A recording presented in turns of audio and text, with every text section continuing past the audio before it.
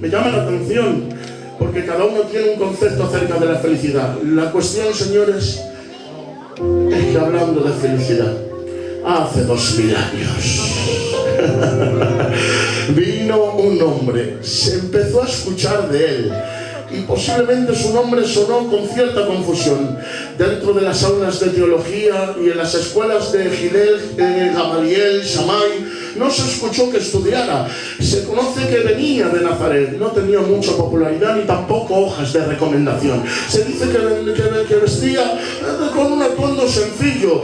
Vestía además, sin ser sacerdote, con una túnica de lino y sin costuras y de una sola pieza, cosa que solo podían hacer los sacerdotes. Parece ser que no entendían que había otro sacerdocio además del arónico. Sí, este era excéntrico porque ciertamente donde iba llamaba la atención, tenía un carisma magnético, era especial donde iba. Se estaba hablando de que predicaba como el que tenía autoridad, al punto, hermanos míos, en el que se dice por ahí que vinieron algunos plastaños a arrestarle y a llevarle preso, y escuchándole predicar se olvidaron de meterle preso porque predicaba tan bien que cuando llegaron al cuartel dijeron: es que estaba predicando tan bien que no podíamos cortar la predicación. Estaba llamando la atención de tal manera que se dijo que iba a venir al monte de los olivos. Y en un momento, en un tiempo en el que Jerusalén, Israel, precisamente estaba gobernada por un tal Herodes, que, como os dije en otro momento, daba beneplácito a los grandes, a los poderosos, a los nobles y a la aristocracia, y precisamente los derechos de los pobres, los débiles, los pequeños y los necesitados eran marginados y pisoteados. En tiempos donde el que lloraba no era consolado, el pobre no era alimentado, el que tenía hambre no era saciado. En tiempos en los que precisamente los que no tenían para pagar abogado no tenían tampoco derecho a defenderse. Hermanos míos, en ese tiempo viene toda la aristocracia, vienen los teólogos vestidos con sus togas y con sus filacterias largas y con su mitra diciendo: santidad a Jehová. Se ponen los primeros con el pecho inflado diciendo: vamos a escuchar a este predicadorcillo a ver qué es lo que dice. Vienen los nobles, los poderosos, los de las fincas, los de los chalés, y dicen: este tal vez podrá darnos una palabra que masajee nuestro ego. Vinieron todos para poder escucharlo, y por ahí había algunos pobres en la periferia, por ahí había algunos enfermos que tal vez escuchaban con más frustración diciendo: este es igual que nosotros, pero viene, se pone en el monte de los olivos, y este para predicar no se pone de pie, se sienta, porque cuando los judíos querían dar cátedra y querían decir algo importante, no predicaban de pie. Cuando predicaban de pie, que iban andando por los caminos polvorientos, decían las cosas superficiales, pero cuando querían dar cátedra, mi alma te alaba, se sentaban, y dice: y abriendo su boca, esta palabra, abriendo su boca, no es cualquier cosa, no es un eslabón para poder enlazar un versículo con otro. Abriendo su boca es un hebraísmo, una palabra que en el contexto cultural judío quería decir: iba a abrir su corazón. Aquí no hay barreras, aquí os voy a decir lo esencial, lo fundamental, lo mejor que tengo. Señores, Mateo está diciendo: Jesús de Nazaret habla de lo más íntimo de su corazón. La gente empieza a mirarle con expectación y contra todo pronóstico, a contracorriente, empieza a predicar y dice: felices los pobres, felices los que lloran, felices los que tienen hambre, felices los que tienen sed, felices los perseguidos. Y yo digo: señores, pero todo es posible. Que alguien diga que el llorar y ser feliz está en una misma bienaventuranza. Yo tampoco lo entiendo, pero lo que Dios juntó, que no lo separe el hombre.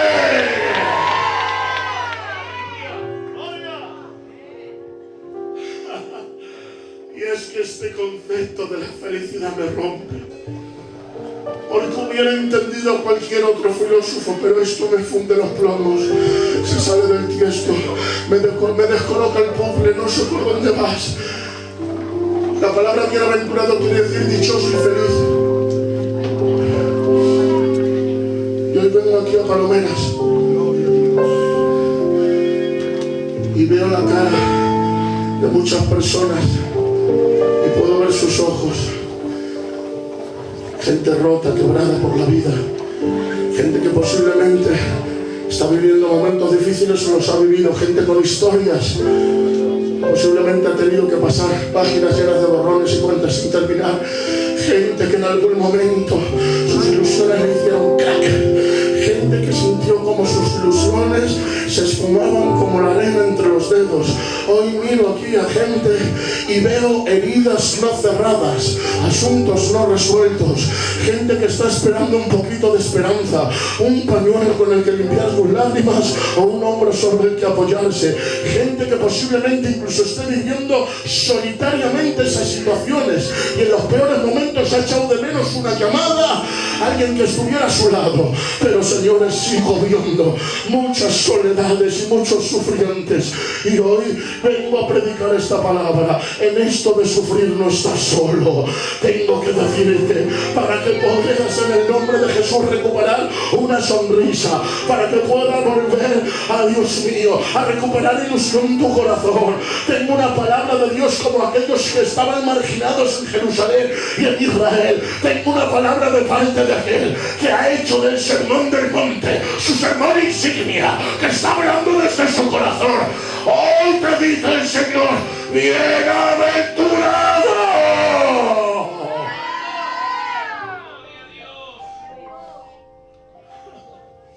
Está aquí Dios.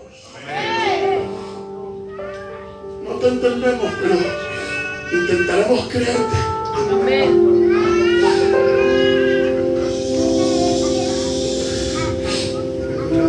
Porque en un momento dado incluso puedo entender que bienaventurados los pobres, los que tienen hambre y sed, los perseguidos, los vituperados. Pero me llama la atención el versículo 4, la segunda bienaventuranza. Bienaventurados los que lloran.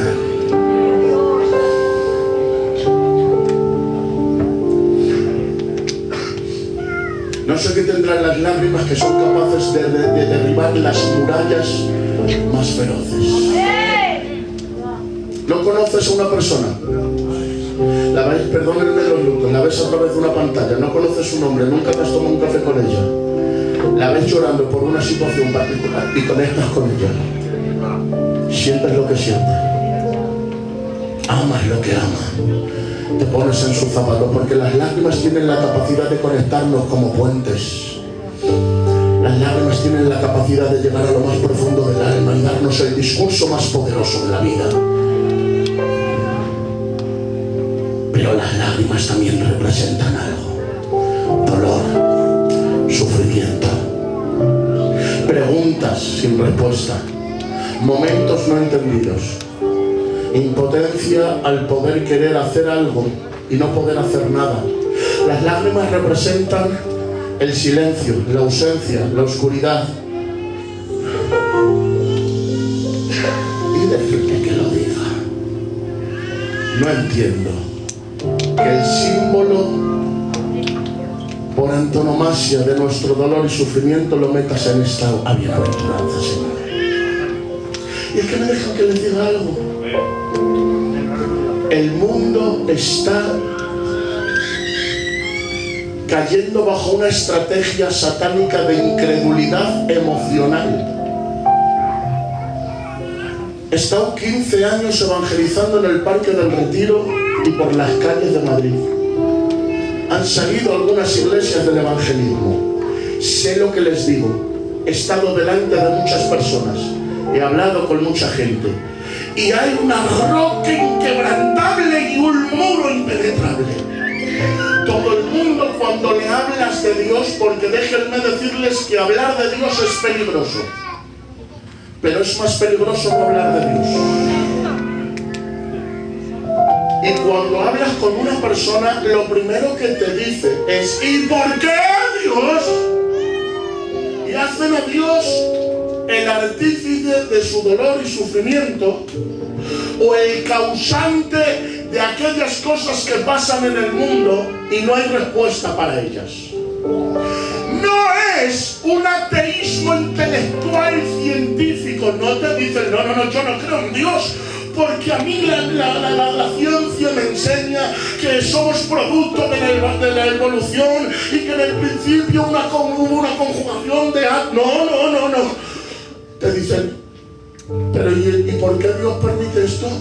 ¿Y por qué Dios hace lo otro? Esto no es nuevo, pero se ha convertido en una roca contra el evangelismo. Las olas de evangelismo están pegando contra esta roca inamovible. ¿Y te crees que es en el mundo solo? Aquí habemos algunos también que tenemos una roca que se ha levantado silenciosa e inconscientemente en nuestro corazón. Y esas rocas están impidiendo la adoración espontánea, el agradecimiento natural. Mucha gente que está sentada en los bancos de nuestra iglesia no crece porque tiene un ancla que ha soltado por la borda del barco.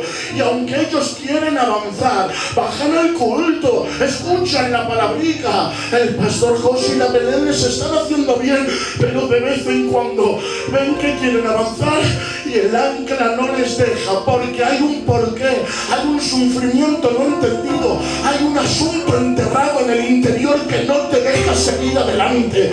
Esa roca del dolor también está en muchos corazones. Pero hoy le voy a pedir al Espíritu Santo que no te con el poder de su palabra, quiebre con el martillo de su palabra toda roca, que quiebre en el nombre de Jesús toda raíz de amargura, que arranque todo resentimiento oculto y te haga entender que Dios te ama. Este problema no es un problema de ahora. Ya los filósofos griegos plantearon este dilema llamado el dilema de la teodicea. La teodicea plantea: si dicen que Dios es bueno y todopoderoso, ¿por qué existe el mal? Porque el mal y la maldad es malo, pero Dios es bueno y todopoderoso. Tiene poder para acabar con el mal y es bueno para querer acabar con ello. Si el mal existe y Dios existe, una de las dos: o Dios no es todopoderoso porque no puede acabar con el mal, o no es lo suficientemente bueno para querer acabar con ello. Vaya dilema, ¿verdad? Que suele ser el que está dentro de muchos corazones, ¿verdad? Está Dios aquí. Amén. Y mientras estoy predicando veo cómo Dios está suturando algunas heridas. Ha cogido, hermanos míos, el hilo, ha cogido el bisturí del Señor, está empezando a cerrar heridas. ¿Me dejan que les hable de cómo la teología filosófica trata de este tema? ¿Me dejan 5 minutos? La teología filosófica ofrece una respuesta a este tema, y es la siguiente: el sufrimiento y el dolor es la causa del pecado y la maldad. Amén. A lo mejor no me creen. Bien, les mostraré cómo es así. ¿Cómo, José? Les voy a presentar a Don Pecado. Es un señor que viste con telas de seda, tiene unos modales perfilados, habla con una elocuencia que es capaz de convencer a una persona más entendida, presenta manjares suculentos que al ojo parecen, hermanos míos, deleitosos, tiene una capacidad de embelesar y un aroma atrayente y magnético que aún a los hombres más fieles y santos les ha hecho caer. Don Pecado tiene esa apariencia y presenta estos manjares, pero me dejan mostrarles qué es lo que ha ocurrido por donde ha pasado Don Pecado. Vengan conmigo conmigo al paraíso colorido del Edén, donde los árboles frutales, los jardines llenos de verde, las flores que emergían, las mariposas que volaban, eran el ambiente idílico donde el hombre tenía comunión con Dios. Había paz, había bendición, había tranquilidad y había una felicidad completa. No había necesidad de nada.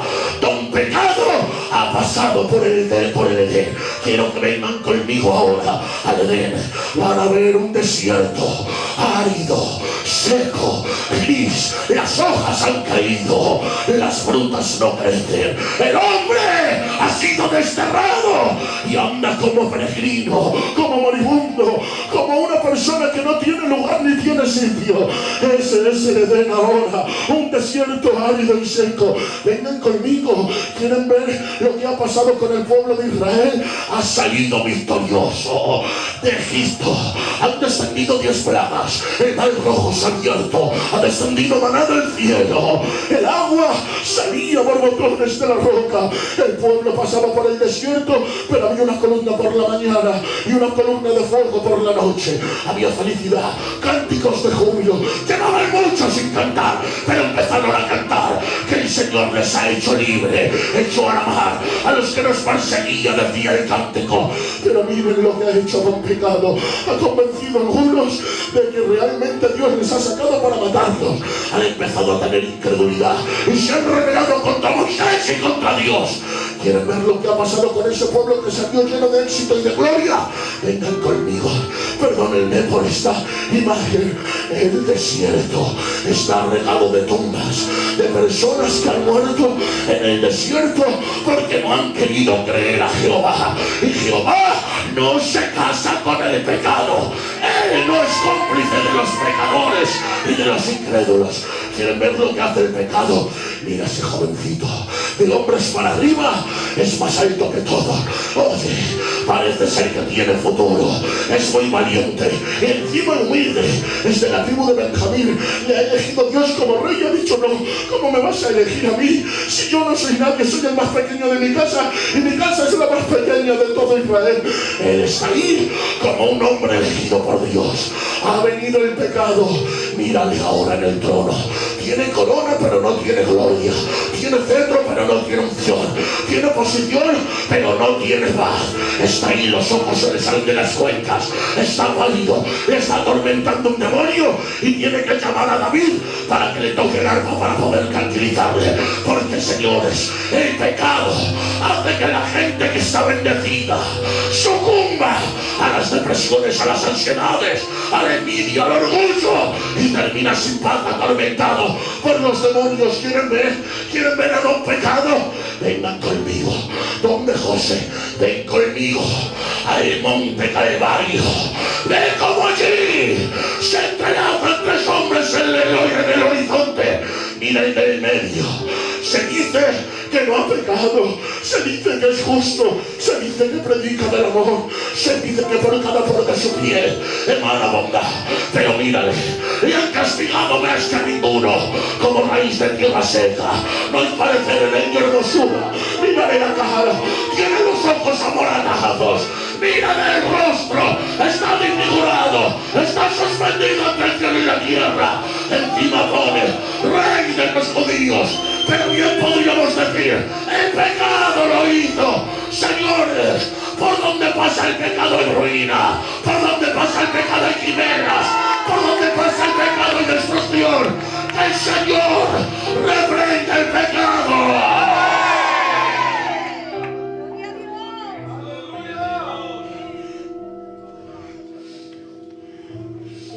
Me llamó anteayer una gitanica con su casa, con su familia, pastor. José, no era de aquí, era de muy lejos. Soy de tal iglesia. ¿Qué te pasa, hermana? La gitana llorando con un ataque. Hijo, que escuchamos tus predicaciones de vez en cuando en la casa y te llamo desesperada porque mi hijo, perdónenme por favor los que tenéis hábitos, porque mi hijo todo lo que coge se lo gasta en las máquinas. se lo gasta en las apuestas y ya no sabemos qué hacer, porque él ha cogido un espíritu, tiene una ludopatía, que hemos hablado con él, sus tíos, su padre, hemos hablado con él todos, pero no podemos con él. Todo lo que coge se lo gasta, está buscando la ruina de casa, ella la ha dejado varias veces y ha vuelto otra vez con él, pero no podemos con él. ¿Qué podemos hacer, José? Señores, yo me vi diciendo, ay, lo que hace el pecado, ay, lo que hace el pecado, que el Señor reprenda el pecado, que comienza siendo una telaraña y termina siendo barrotes de diente hierro de lo que es imposible salir. Tú dices que no pasa nada hoy, que no pasa nada mañana, pero el pecado es una víbora, es una serpiente que la agarras por atrás, pero luego para soltarla, a ver quién la suelta. Señores, ¿cuántas casas están destruidas por causa de la ludopatía? Que no pasará, que sí pasa, que detrás del demonio.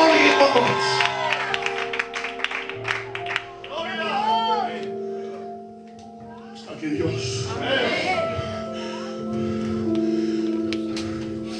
Lo tengo que decir, disculpadme por favor, pastorcico, hermanos, sabéis que os amo y os respeto y hablo con ese tacto y cariño que os tengo. Escuchadme, el pecado es capaz de vestirse de amor. Por eso dice la Biblia, Dios es amor.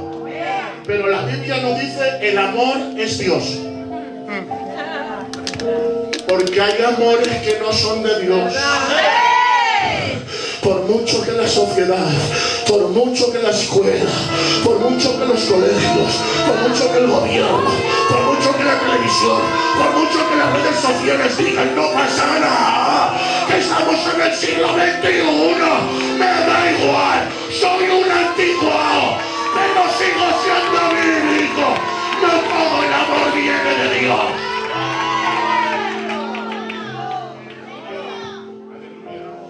Que se rompen, que se destruyen.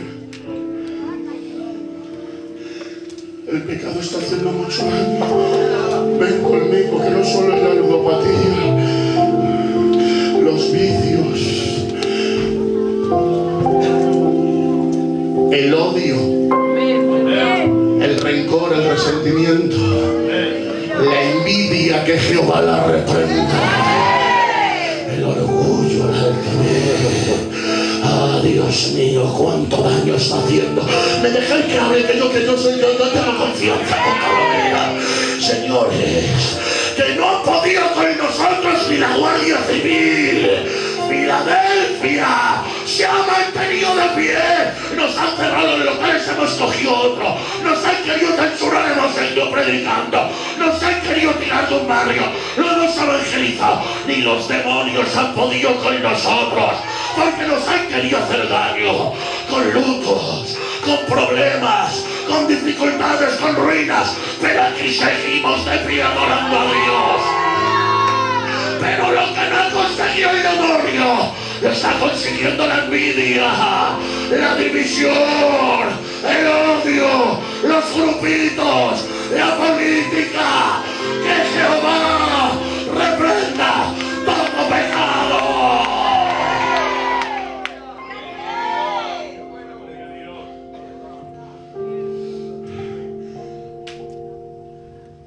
El sufrimiento y el dolor es el fruto de la maldad y el pecado.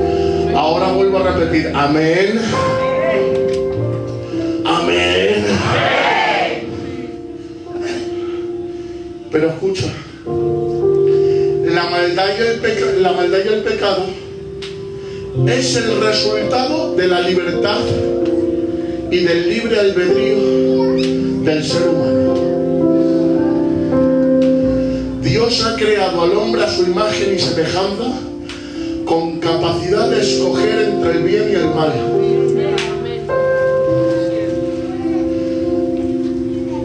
Y el hombre, pudiendo elegir el bien, escogió el mal. Y el hombre, en su libre albedrío, el ser humano en su libertad, ejerciendo su libertad, siempre elige el pecado.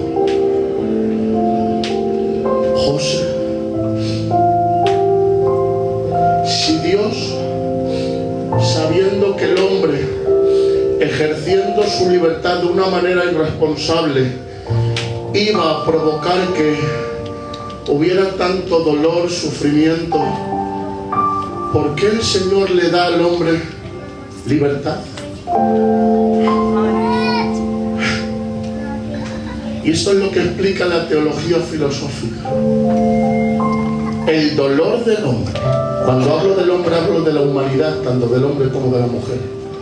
El dolor de la humanidad también es el dilema de Dios. ¿Por qué, José? Porque Dios pudo haber creado gente con una libertad compatibilizada, que es una libertad predestinada, preprogramada y automática para que le adorara a Él. Es más, pudo crear una libertad libertaria, libertad real, que pudiera escoger, pero simplemente con no poner el árbol de la ciencia del bien y del mal, se hubiera ahorrado un montón de problemas. Pero Dios habría actuado deshonestamente, porque una libertad que no tiene dónde elegir no es verdadera libertad. Señor, y entonces tu dilema era escoger entre seres predestinados a adorarte, preprogramados para obedecerte, o seres humanos a tu imagen y semejanza con libertad para escoger entre darte la espalda o brindarte su corazón. Y ahora te voy a hacer la pregunta a ti, porque el dilema de Dios también es el tuyo.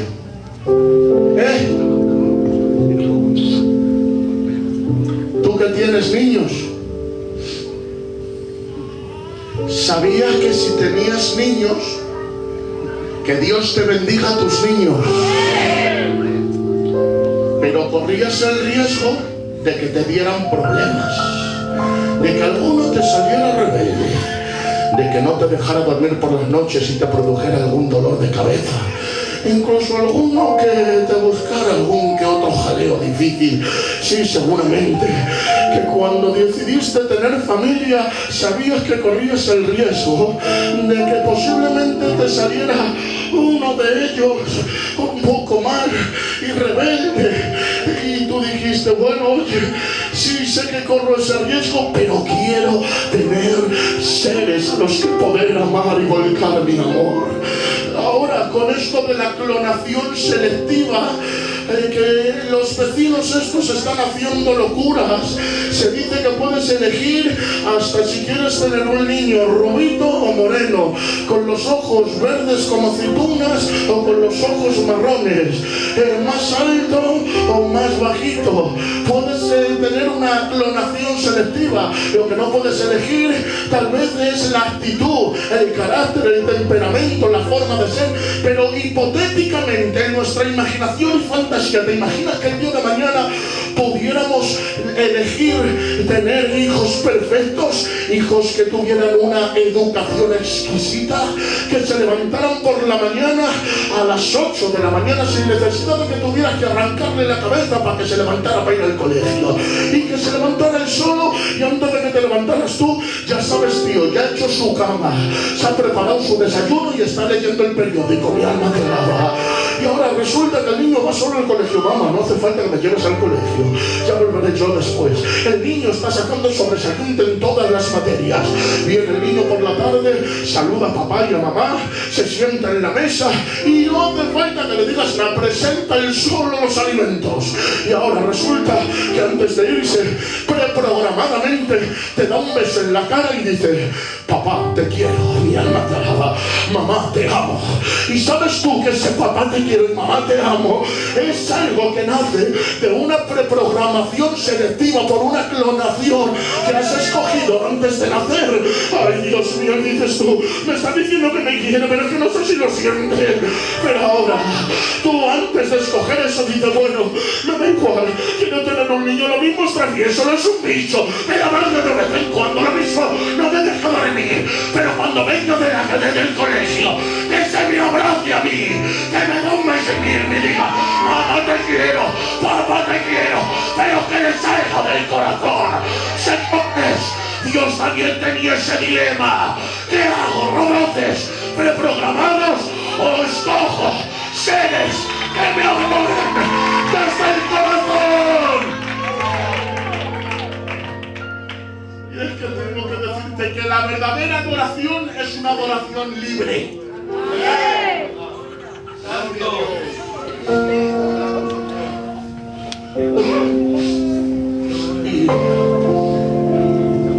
Hasta que Dios. Amén. Aquí es donde acaba la reflexión. Por tanto, el sufrimiento y el dolor viene de la maldad viene de la libertad es consecuencia de la decisión de amor de Dios, que no solo es el dolor del hombre, sino que también es el dolor de Dios, porque Dios también tenía que soportar a la rebeldía de la humanidad. Y de esta manera, señores, entendemos que no es que Dios no sea ni todopoderoso, ni que no sea bueno. Es que ama tanto que necesitaba volcar su amor creador en criaturas a su imagen y semejanza. Amén.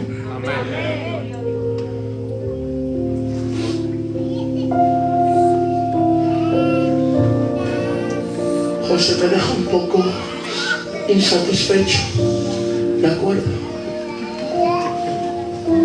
Porque es difícil, ¿verdad?, pensar que Dios desde su trono impasible, ¿qué es la impasibilidad? Es una doctrina teológica que nace de las escuelas reformadas, que en cierta manera tienen razón, que dicen que Dios es inmutable, y Dios es inmutable. En Él no hay cambio ni sombra de variación. Él es el mismo ayer, hoy y por los siglos de los siglos. Y ellos interpretan que la impasibilidad nace de su inmutabilidad. ¿Qué es la impasibilidad? Que Dios no puede sufrir. Ay, mi alma te alaba. Ahora sí que me acabo de fundir los plomos, José. Sí, eso es lo que dice la teología reformada sobre todo, y en parte tienen razón. Porque Dios no puede ser un ser sujeto a los sentimientos, a los cambios de actitud y a las cosas que desde el exterior puedan modificar su esencia, su naturaleza y su carácter, porque si no, Dios estaría sometido constantemente ante una tristeza eterna. Pero ahora la teología y la Biblia da un paso más. Que el impasible, que posiblemente se haya creado en tu mente un concepto semejante a eso, digas: es que yo estoy aquí, pero tú estás aquí en el cielo. Es que el que estoy pasando no soy yo, pero tú estás en tu trono rodeado de ángeles mientras te dicen: santo, santo, santo. Es que yo estoy aquí llorando y padeciendo, pero tú estás inmutable. Hasta que entendemos que el impasible se hizo pasible. Porque que se hubiera quedado en su trono, lo hubiera entendido. Él es Dios y Él no necesita convencernos de nada, pero quiso despojarse a sí mismo, tomar forma de hombre y humillarse hasta lo sumo. Y el que no tenía necesidad de sufrir, experimentar el dolor. Y aquel que salta los montes y anda por las nubes, la María le tenía que coger de la mano para que no perdiera el equilibrio y se cayera. Aquel que da de comer a las aves y viste a los lirios del campo, tenía que llorar con las cuerdas vocales de un bebé para pedir de comer. Señores, aquel que ha creado la vida sangraba. El omnipotente empezó a sentir cansancio. El Todopoderoso empezó a sentir lo que es sudar y ganarse el pan con el sudor de su frente. El autor de la vida murió, el impasible sufrió. Y esto ya no es una explicación del dolor. Esto es el Creador sufriendo con nosotros. Esto es Dios llorando con nosotros. En el nombre de Jesús.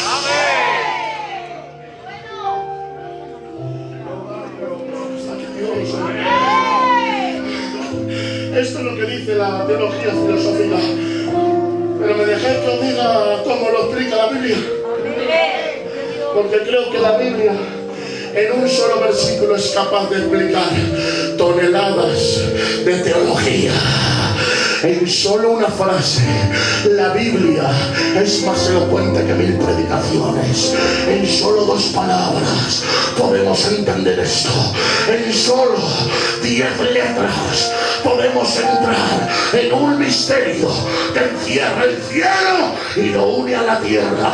Con estas 2 palabras se une lo eterno y lo temporal, lo invisible y lo visible. Aquí es Dios con el hombre andando. Estas 2 palabras son el versículo más corto de la Biblia. Y señores, no sé qué tiene, pero el que lo escucha lo entiende todo. Juan capítulo 11, versículo 35. Jesús delante de la tumba de Lázaro dice: Jesús lloró.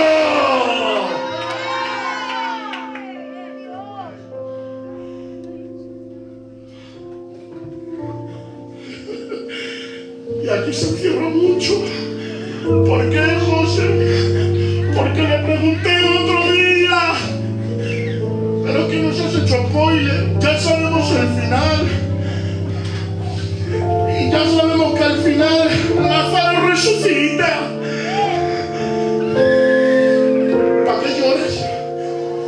Si sabemos que le vas a resucitar, si minutos después vas a hacer el milagro, ¿para qué lloras?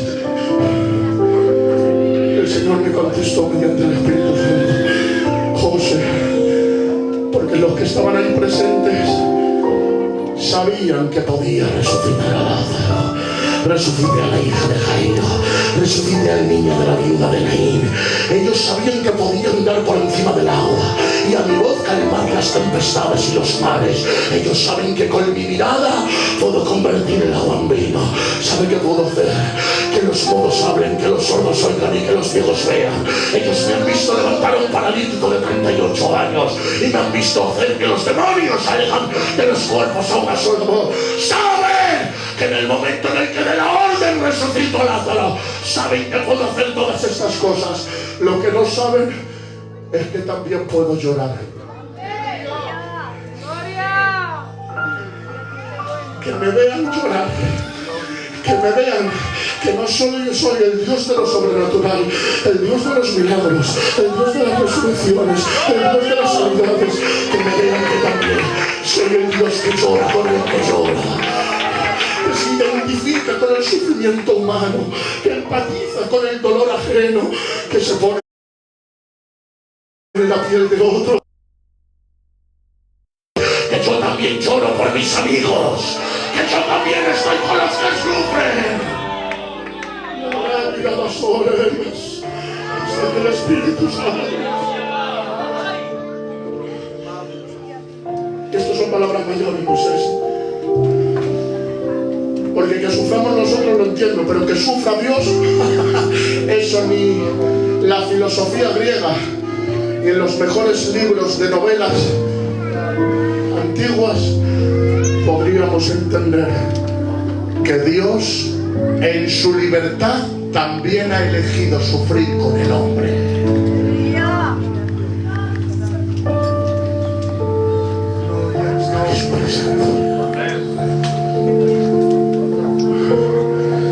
Mira si sufre Dios con el hombre. ¿Qué dice? Vosotros sois los pámpanos y yo soy la vid. ¿Pudiste elegir otra comparación, otro ejemplo? ¿Pudiste poner otro símil? Pero nos dice son los pámpanos? Son los brotes naturales que nacen en la vid, en el árbol, después de un proceso que vas a entender con tal que te lo diga. En el invierno el árbol se agrieta por el frío. Y los expertos lo llaman las heridas del invierno. Algunos también tenemos heridas producidas por el frío del invierno. Pero esas grietas lo que están procurando es una puerta para que luego en la primavera, cuando está empezando a brotar la savia interior, esa savia encuentra un lugar por el que llorar. Mi alma te alaba. Por eso los expertos lo llaman, a las gotas que tú ves de savia cayendo del árbol, lo llaman el llorar de la vid, las lágrimas del árbol. Y ahora esa savia se convierte en una costra desde la que salen algunos brotes que se llaman pámpanos. Recíbelo, palomeras. El pámpano es el fruto del llorar de la vid. Te lo digo de otra manera. Somos el resultado de las lágrimas de Dios.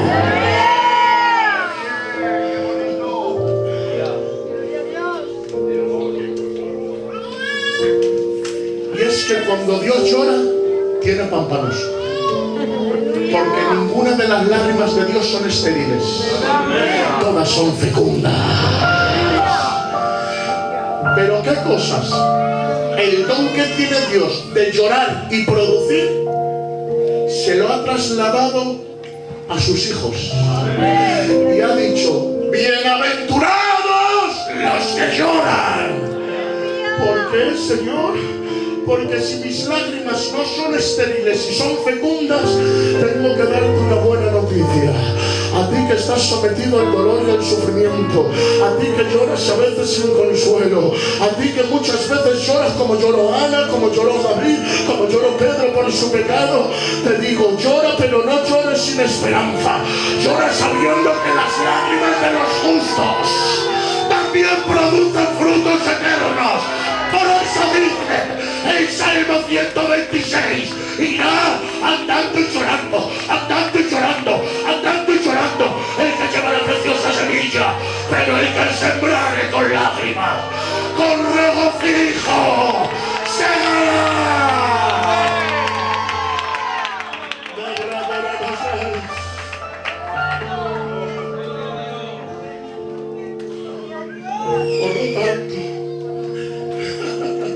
No llores sin consuelo, no llores sin esperanza, que las lágrimas de los justos producen cosechas hermosas. Y es que dice, irá andando y llorando. Ay, es que quien no llora no avanza, quien no llora no anda, quien no llora no camina. ¿Por qué? Porque el que llora lleva la preciosa semilla. ¿Sabe lo que es la palabra precioso en el hebreo? Es la palabra kajal, que quiere decir algo valioso por lo inusual y raro que es. No se lo digas a nadie. Pero hoy en día se ven pocas lágrimas en las iglesias. Pero Dios ha dicho: los hombres guardan oro y la gente quiere plata, pero yo tengo una redoma donde guardo lágrimas. Y Dios guarda lágrimas porque son valiosas para Dios. ¿Sabes por qué? Me dirás tú, ¿por qué, José? Porque suelen ser el material con el que Dios construye las promesas. Créeme que Ana lloró y sus lágrimas llegaron al cielo. Miren si será, mira Eduardo Primo si será, que dice que lloraba y balbuceaba.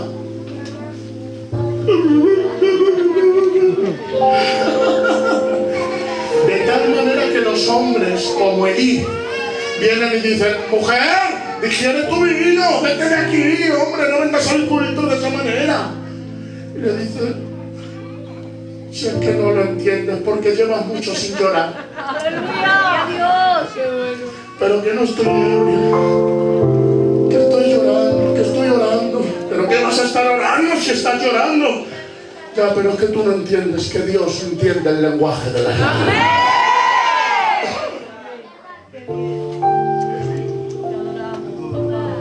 Mira si Dios entiende esos lenguajes que dice David: mis suspiros no te son desconocidos.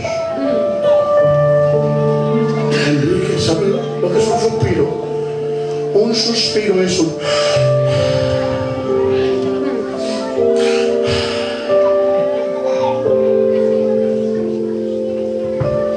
Si tu niña va a la casa o tu niño lo ves en el comedor y le ves mirando para abajo y hace... Como la conoces tanto, haces así y dices: su mamá, ¿qué te pasa? Y al niño le dice: ¿Qué te pasa? ¿Por qué suspiras así? Porque hasta los suspiros de tus hijos los conoces. Mira si te conoce Dios, que no te hace falta más que suspirar para decir: ¿qué pasa, papá? ¿Qué pasa algo? Hasta los suspiros. Sea Dios glorificado. La cuestión es que Ana lloró y Dios no solo le dio un hijo, le dio un profeta. David lloraba por haber sido traicionado por su propio hijo y baja a la colina de Jerusalén diciendo: no lo entiendo, he sembrado bien y mira cómo me pagan. Y lo que decías, fíjate, el que siembra bien merece recoger bien. Qué contradictorio que has sembrado bien y a veces te paga el mal. Claro, es que la ley de la siembra es: si siembras bien, recoges bien. Pero ¿quién te dijo a ti que tenías que recoger de los hombres? El que siembra bien, recoge bien, aunque los hombres le paguen mal. Porque el que paga es Dios.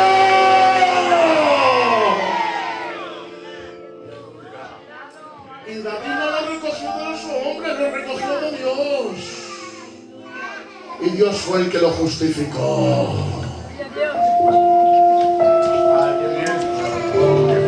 Termino ya.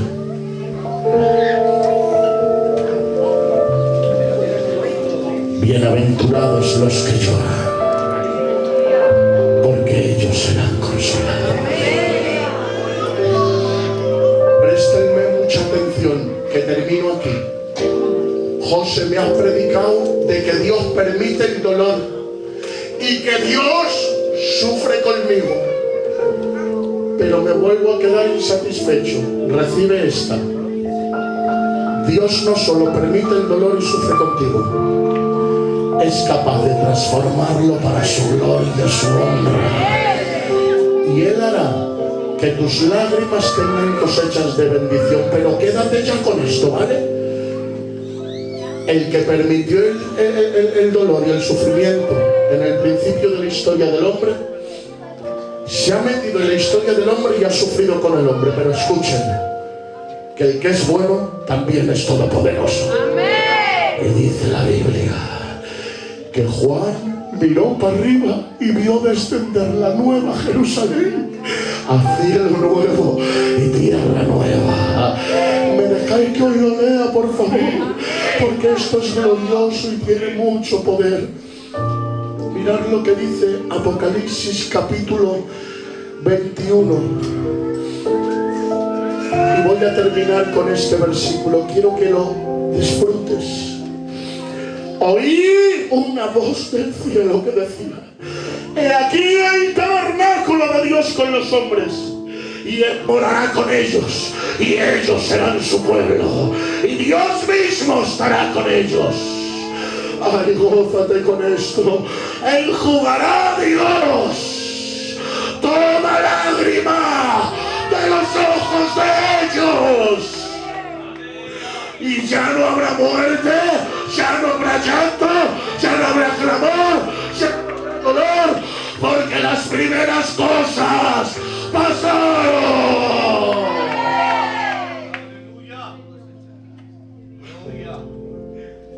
Qué tontos somos a veces. Yo soy muy tonto, porque pensamos en el cielo como el lugar en el que vamos a ver las calles de oro, el mar de cristal, las puertas de perla, Moisés, Elías.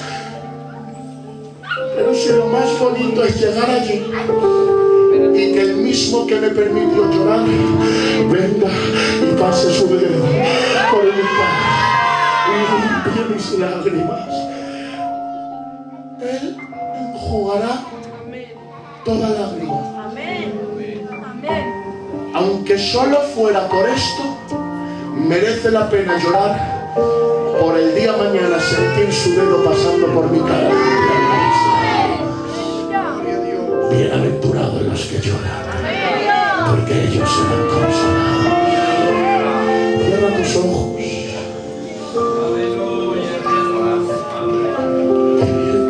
Está aquí la presencia de Dios.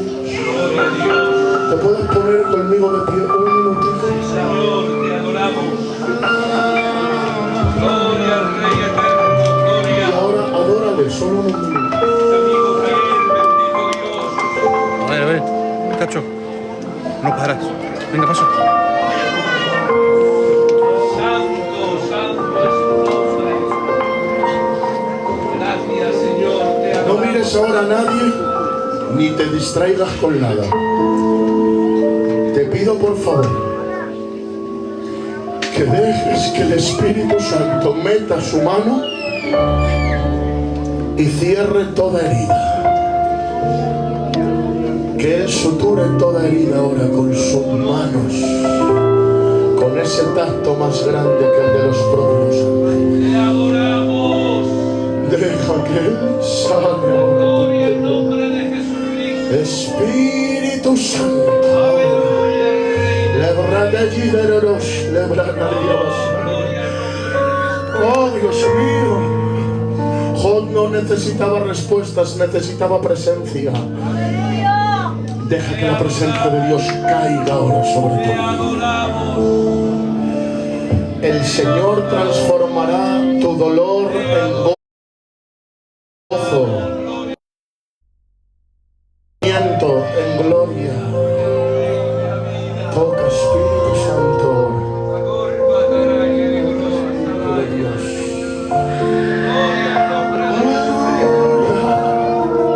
Aleluya. Está cayendo el rocío del Espíritu Santo.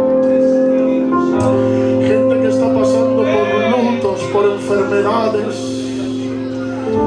por separaciones, por dificultades, por pobreza, por soledad.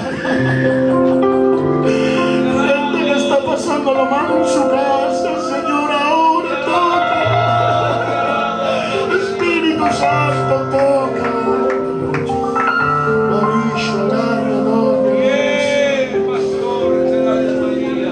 Le puedes dar la mano o echarle el brazo a la persona que tienes al lado, pero hazlo de corazón, por favor, que posiblemente lo necesite.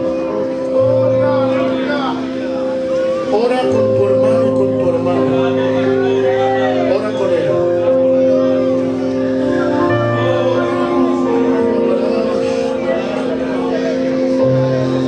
Gracias, Señor, porque estás sanando el corazón de muchas personas ahora.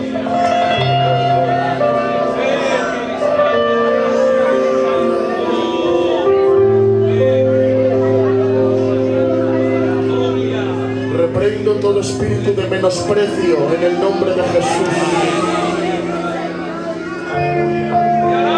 ¡Oh! ¡Shiva aquí harás!